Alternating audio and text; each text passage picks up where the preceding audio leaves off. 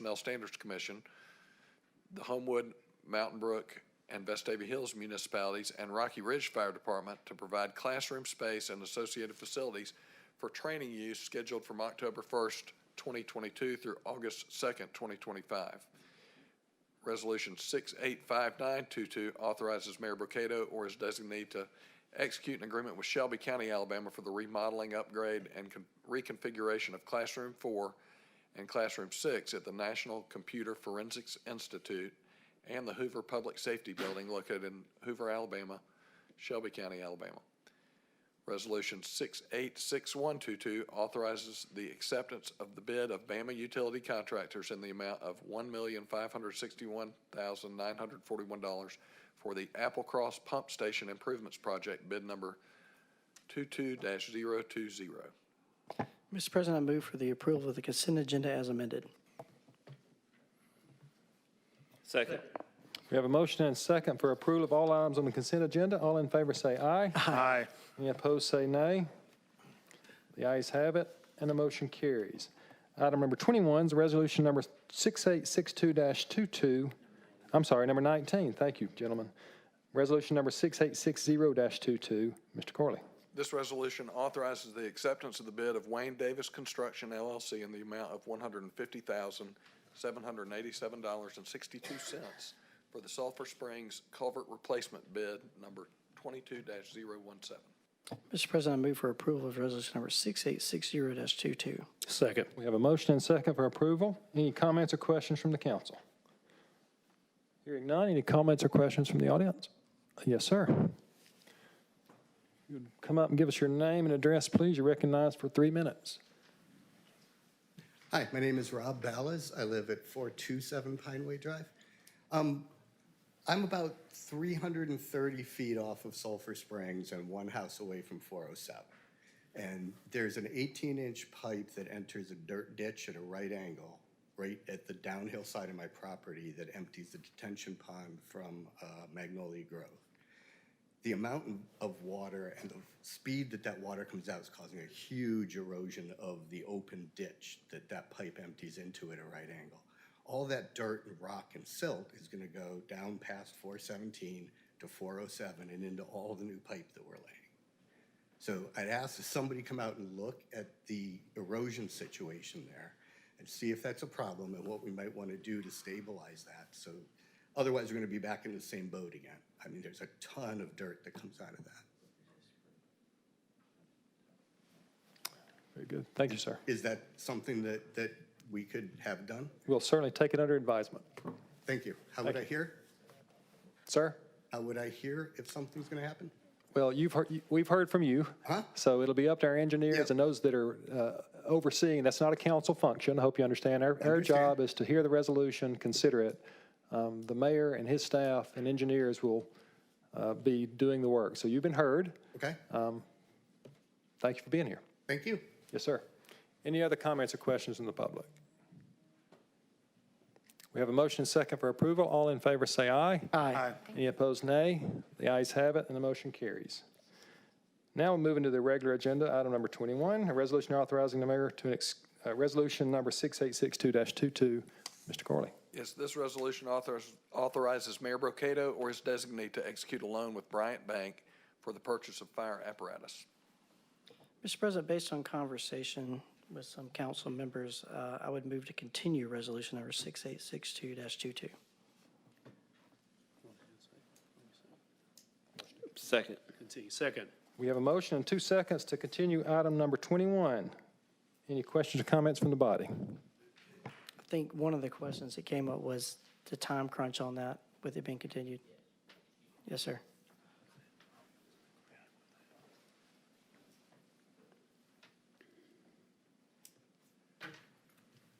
Thank you, Mr. President. So this is an item, the funding for which, the funding to pay the loan is in the current budget. So we anticipated at the time of budget passage that this would be financed. We try to spend about 2.5 to 2.7 per year on our entire fleet needs.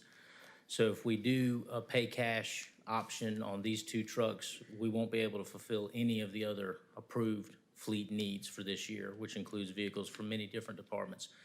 We are up against the clock because there's an 8% price increase that's going to take effect December soon.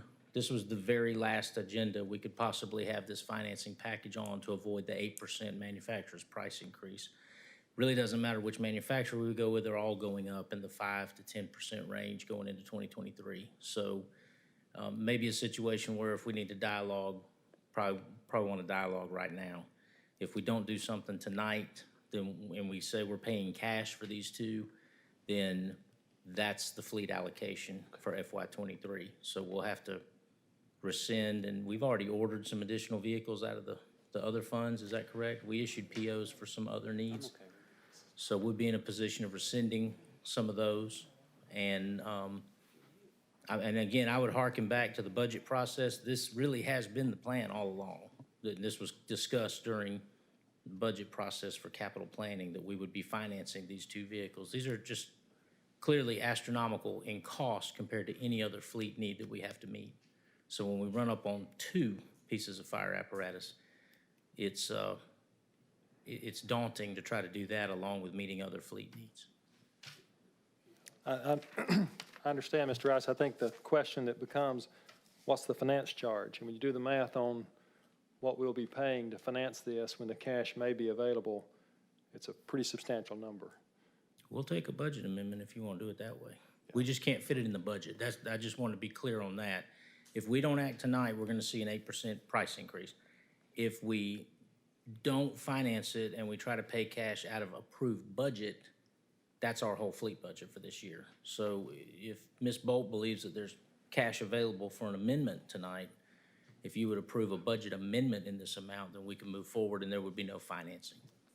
I think there's another question from the body is, what do we know tonight that we didn't know 2 weeks ago or 4 weeks ago?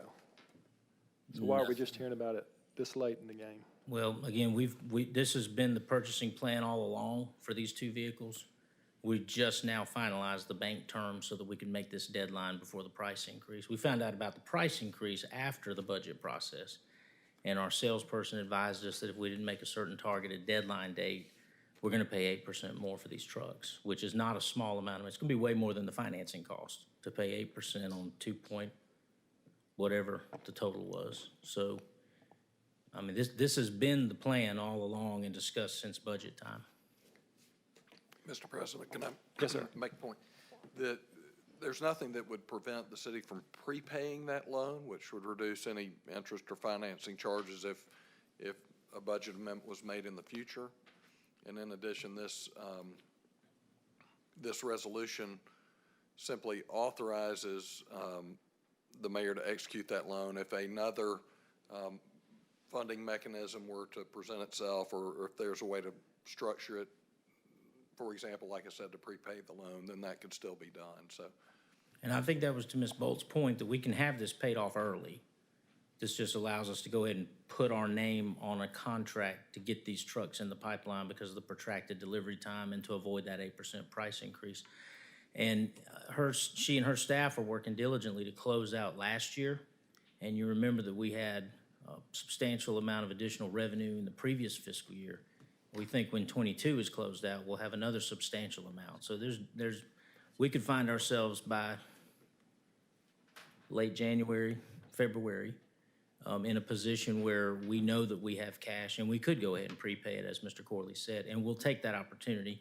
She made comments up here earlier that we have two other financing vehicles for a fleet that are already underway. One of them was a 7-year lease purchase on 2 ladder trucks, and the other one was a 5-year Regions loan on a variety of different vehicles.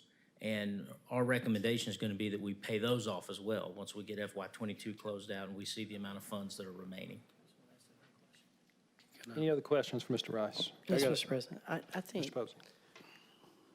I think we're okay with this. I think that, I'll move in a minute once we get through discussion to amend it. I think that, we get so much information at budget time that we forget some things, we forget some details down the line when something's so far removed from that discussion. Maybe a bit more in the work session of, hey, remember when we said this and we were doing this I think that helps. And I mean, this discussion does help, but Sure. when you're that far removed, sometimes you have to remind us why Not a something problem. is the way it is. I think that's where the confusion was set in when we were like, okay, we're borrowing money for this, why? Mm-hmm. We talked about it, we did, but that was so long ago that I think we have to almost start over with the discussion, bring all of that back Mm-hmm. when we go to this kind of agenda item.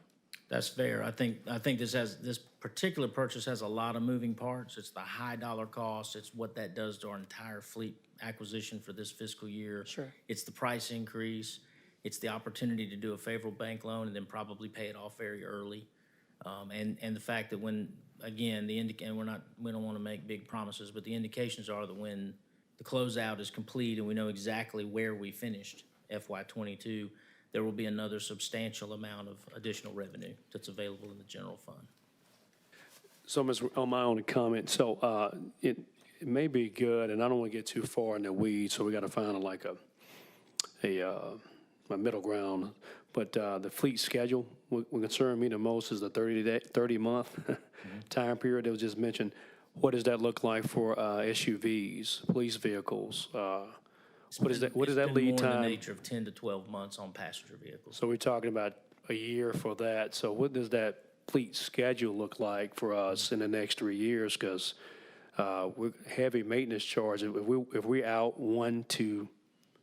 12 months to 30 months with just fleet itself, and I'm assuming we have all okay with the chips that are needed for the lights. I don't know if that's been realized, but that's been realized. Okay, been a because I vast know one improvement. point many folks had fleets sitting on the yard, Right. but could not put proper PPEs associated with it because we're waiting on other things. So I think a schedule may benefit us when planning out. And I know you got to do Yeah. like a short period time. We've got a 5-year apparatus replacement, or Okay. total fleet replacement schedule. It's completely blown out of the water right now. We've Okay, got, yeah, these fire trucks are custom built, like they Right. don't put them on the assembly Absolutely. line until you've signed on the dotted line. So there are none sitting around on a lot somewhere that you can walk in and buy unless it's a dealer demo, right, which may or may not meet our needs in terms of size and capacity and the Yeah. features that are on them. yeah. And so all of a sudden, you used to be able to get a ladder truck in a year. And now it's a minimum of 30 months because of the availability of steel and Right. components that come from overseas. The passenger vehicles, you mentioned the chip shortage. We think that's largely resolved, but we're seeing a new issue, and that is affecting our ability to get things like rescue units that need a pickup cab and chassis. Some manufacturers most manufacturers will no longer service the government market before the private market. Because when they sell them to us at government contract rates, we buy them for much, much less than the private market does. Well, they're gonna go where the profit margin is. So that's impacting ambulance availability nationwide, because when they have cabs and chassis produced, they sell them to the private market for consumer retail. So it's even harder and harder. A lot of departments are starting to switch to one particular manufacturer who has continued to service the government market. So there are a lot of things working against us in terms of fleet right now. Our biggest concern with this purchase is the price increase. It's coming. Next year, if we try to continue our replacement plan, we're gonna be at 8% higher with this particular manufacturer. We were really trying to get in under the wire before that. That's, Mr. President, to your question, I think that's what drove it to this agenda. If we had not been made aware of the price increase recently, you'd probably seen this in January or February when it came up in the normal course of business. But I think that the reason we're here tonight is that price increase. Very good. We have a motion and a second to continue, but I would ask Counselor Posey if he's willing to amend his motion. Yes, Mr. President, I would amend my motion to be for the approval of resolution number 6862-22. Second. We have a motion and second for approval of the resolution. Any other comments or questions for approval from the body? Any questions or comments from a member of the audience tonight? Mr. Light, I'll add that we've heard you, and we will work to prepay this as quickly as possible and reduce the interest paid. So we understand the intent of the body on that.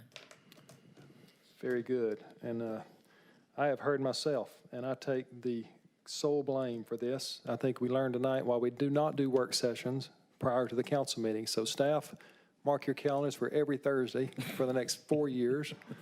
We will not do that again. We will be here on Thursday night at 5 o'clock to go through these items to make sure we have a whole weekend to work on these things. Fair enough. Any other questions tonight on the item?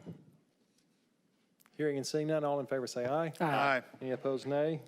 The ayes have it, and the motion carries. Now we'll have a first reading for item number 22, ordinance number 22-2588. Mr. Corley. This ordinance authorizes the annexation of property located at 3989 Lorna Road and 3993 Lorna Road in the city of Hoover, Alabama. A public hearing is set for January 3rd, 2023. We will come together again on January 3rd for a second reading and potential vote on that ordinance. We'll now move to public comments. I'd like to call on Councilor Murphy. I believe you have something to address.